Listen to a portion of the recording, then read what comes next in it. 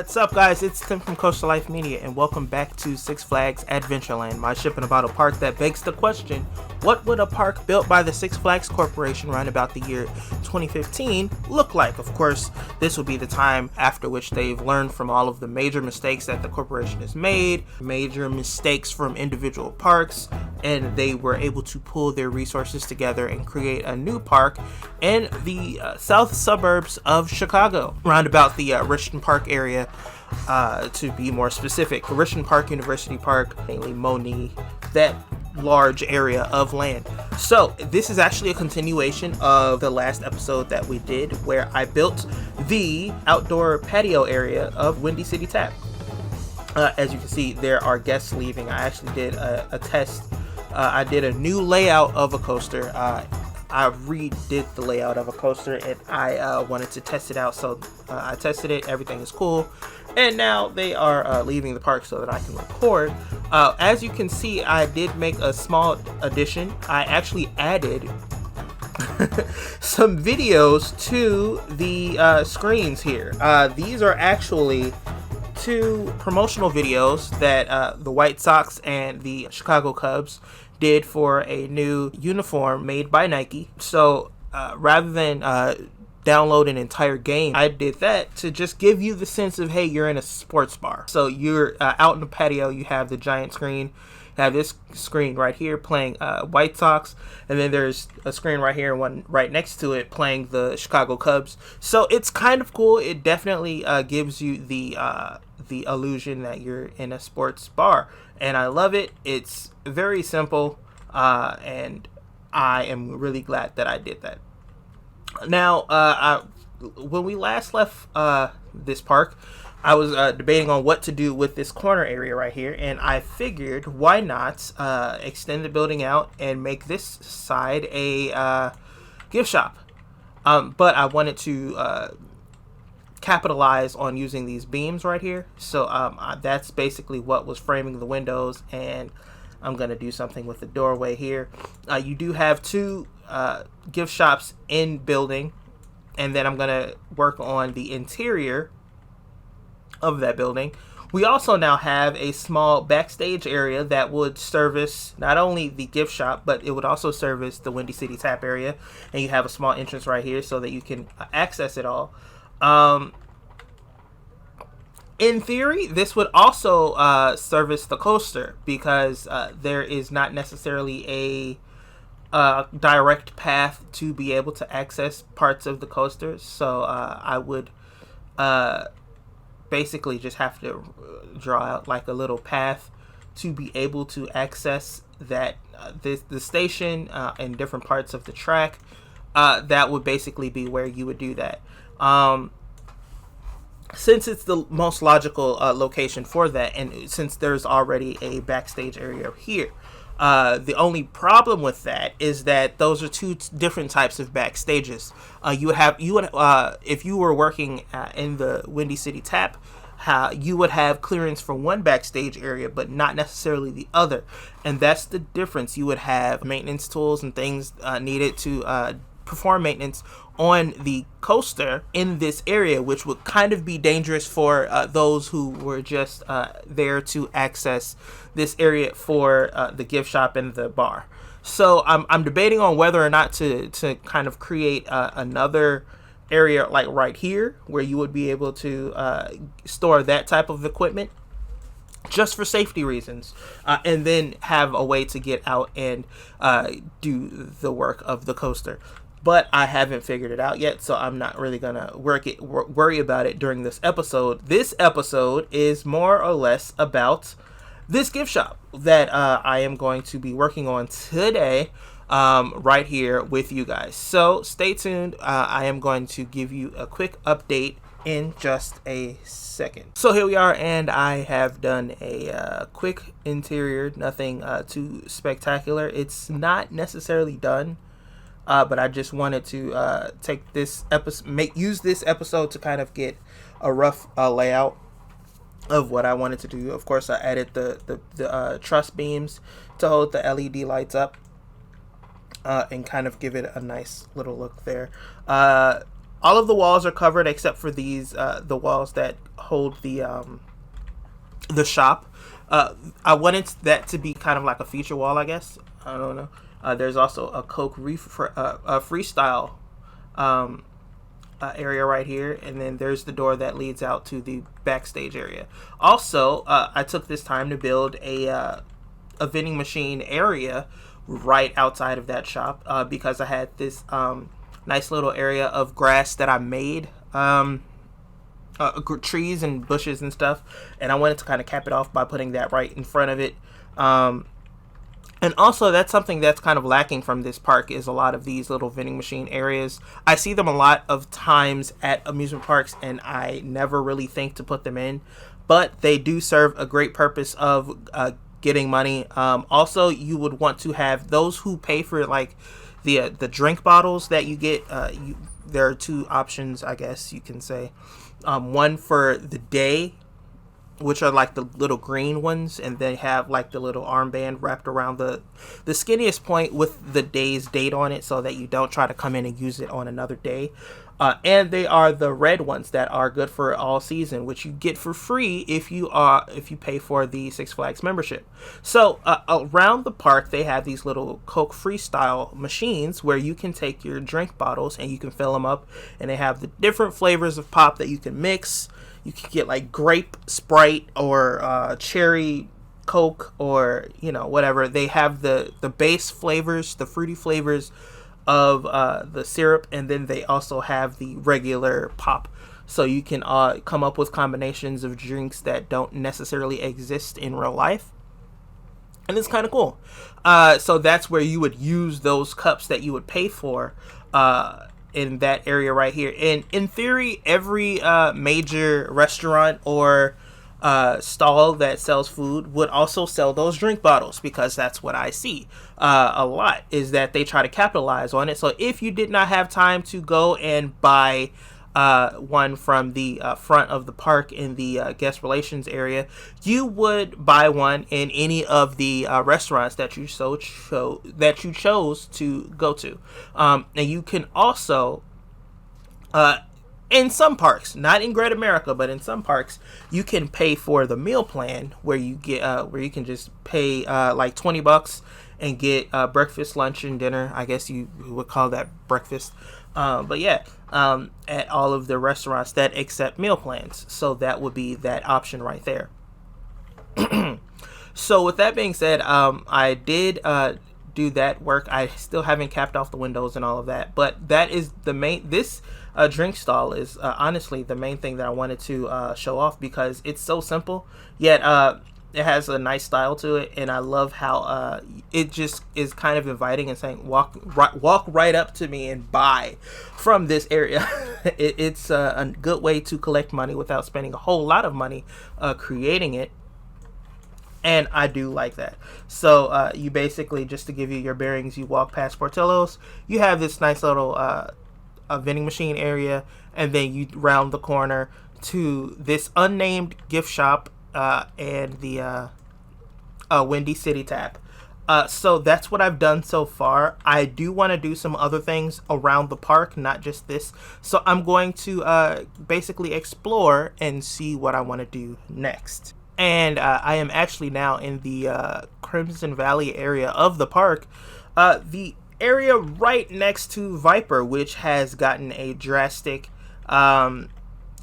change in its layout. Actually, I wanted to switch the style from Raging Bull to more of like a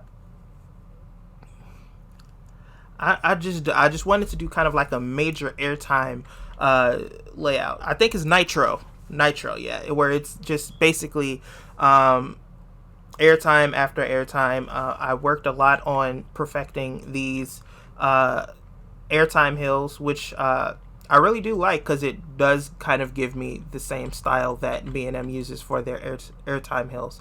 For those of you who are wondering, I don't know why you would be wondering, and you're watching my simple little channel, but basically what I do to create these Airtime Hills is I go up one snap at a time using the 15 degree lock, and I go up 1, 2, I go up each time until you get to 45 degrees. I go up one more, just straight in 45 degrees. Then I go down to 30, then down to 0 to give it this tight top. Then down to 30, down to 45, back down to 45, and then back all the way, leveling out to 0. That's basically how I make these Airtime Hills, and I really do like it. It does also, if we take a moment to look at it, it has a way better rating than it did before, and it is longer, way longer than it was before. So with that being said, I am proud of changing it. Most people, once they show it in the episode, they don't necessarily change it. But as you can, in case you haven't noticed, in this channel, I do change layouts just to, because, you know, you think about it, and after you take time to think about it, you find different things that you want to do. So I definitely try to change things when I can. And also, we have this new little flat ride here. This is the whip that is technically unnamed in this area. I wanted to do something small and flat. I did not want another ride that went up and spun around in the air. So I went with this whip ride, which basically, in case you are unfamiliar with it, it basically just whips you around this oval track right here. I covered the whole thing in rectangle pieces because I feel like rather than have concrete or anything else, it would just be all, I guess, like a smooth marble. Like a one color smooth marble, kind of like the floor at a super Walmart. It's as country as I sound saying that. If you look at the floor at a Walmart, it's basically just smooth marble, and that will be kind of what you see here, and that's what I went with. So that's what I have right here. I gave it this kind of rusty orange color on purpose to kind of go with whatever theme. I'm thinking about calling it Rust Buckets. As corny as that sounds, that's basically the best ride I can think of for this, is Rust Buckets, which is why it has the rusty orange look. So yeah, it has a simple queue where it goes into a cattle pen and then up along the side, and you enter that side and you exit on the side right here, and it kind of pushes you that way. It's basically designed for people that are coming in through this area to give you something to push you into that direction with an attraction rather than just walking around. And of course, you have the beautiful pool or fountain that I did here that I am still really, really proud of. I added a few more rocks recently, and I just love to sit and look at it because it's really a very simple way to cap off an area is to add a water feature or something like that. So with that being said, I did also add some fencing. I don't know if this was covered in a previous episode, but I did add some fencing, and I lengthened the queue to this ride. I did not know that this ride would be as popular as it is. So much so that this little patch of concrete right here is usually filled with people trying to shove into the queue. So I did lengthen the queue, which is, like I said, something that you would do in an amusement park. Is if you find out that a ride is way more popular than it is, and you have this time and space and resources to do so, you would lengthen the queue just slightly so that it could accommodate a longer line at one time. So that you don't necessarily have people spilling out into the midway trying to get into the ride queue. That is something that should be done for a lot of rides at Six Flags Great America, like the new Max Force ride and Goliath, and basically where you would be able to have the original queue and you have an extended queue that could be roped off on less busy days. But those rides always have a very long line, and it usually ends up being pushed out into the midway, into sometimes a nice neat little line, and other times a not so nice neat little line.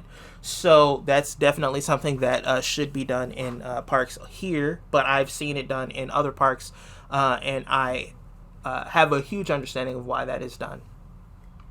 So I have spent a few hours in this park today, about 4 hours sitting here working on not just this new layout, but this new ride and the work that we did over in the Chicago area.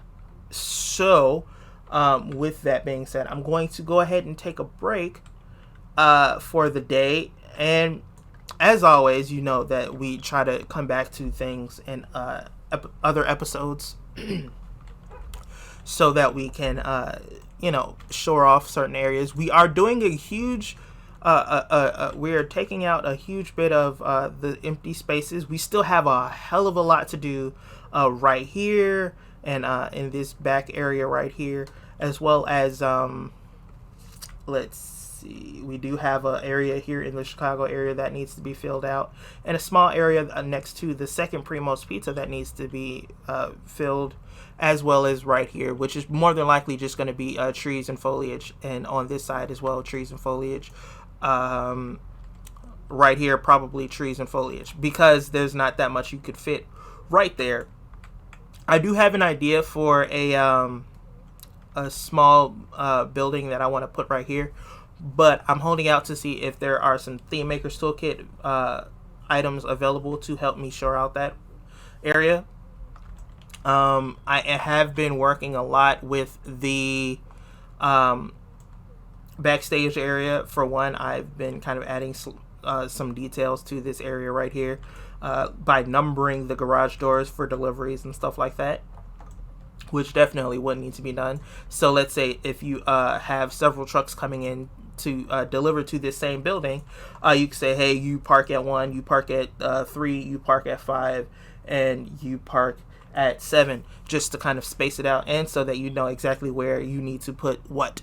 So that is what is going on here in this small little warehouse. There is going to be a bigger warehouse not far from it, if not even connected to it, that would serve a greater purpose of storing items during the off season, storing items that would be placed around the park, like things that need to be used to keep the gift shops running and all of that. Those items don't necessarily stay in the park during the off season. They are actually held in warehouses in areas near those restaurants and gift shops.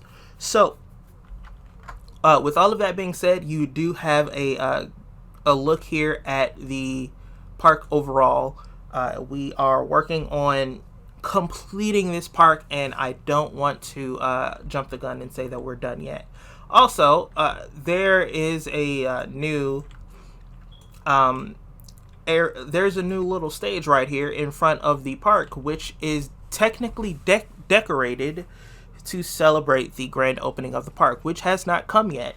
But as always, with any major opening of anything, they would have like an opening ceremony, and this would be where that was done. There are little like smoke machines, or what are those called? Sparklers right here that would kind of shoot up the sparks and kind of add to the fanfare of a grand opening. So once we get further along, that would be something that I don't know if I want to do in game, but yeah. We also, I don't know if you guys have noticed, we have I don't know why it's not playing. Oh, it's paused.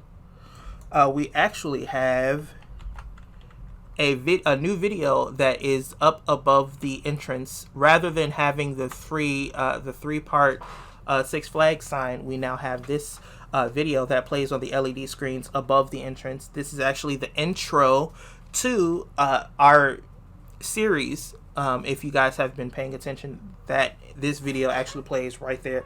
So I decided to put that right here to kind of add to the realism, and also I changed the holders orange, just to add more to the celebration and to the theming of it. I do like the idea that they would go so simple on an entrance. A lot of theme parks and amusement parks go all out on the entrance of a building or entrance of the park, they're like, just throw some LED screens up and have a slight cover and get them in safely, and the park will speak for itself. And I really respect that as a way to handle this. So with all of that being said, this is a great place to stop and pull out of this episode. So my name is Tim from Coastal Life Media. For those of you who do not know, I always try to encourage you to subscribe to this channel, like each video in this series, and share them with your friends. If you are interested in Planet Coaster content, I would greatly appreciate you joining the group of people who are subscribed and who inspire me to make more videos as well. I know I am not the best builder, but I am trying, and with your suggestions, we always try to come up with something better than the previous series. If you look back at my first series, it was awful. I am man enough to say that my first series, Oakwood, or is it Oakwood or Oakland? Either way, my first series was just awful. And the second series was a little bit better, but it was so unfinished when I stopped making videos for it that it was kind of embarrassing. And also, I kind of gained the reputation for ending a series after exactly 12 episodes. So this one obviously blows that out of the water. We are in the 20s. And we are still growing, so I greatly appreciate you rocking with me for that. But long story short, guys, as always, I'd like for you guys to help show support for this channel just by subscribing, and I appreciate each and every one of you who have done so. I will always invite you to join me right here in the next video.